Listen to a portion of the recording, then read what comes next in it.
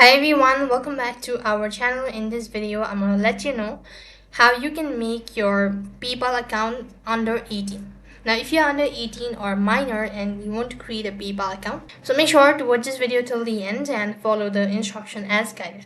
So when you open up a browser and type in paypal.com, that's going to take you to the official page. Here, click on sign up for free.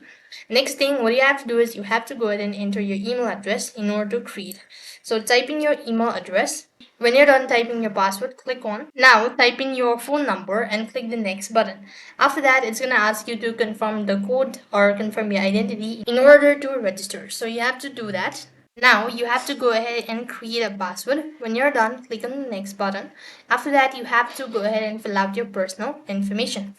Now, unfortunately, you must be 18 in order to register for a PayPal account. There is no way you can legally register for an account on PayPal under 18. Now, if PayPal discovers you're minor, it will close the account.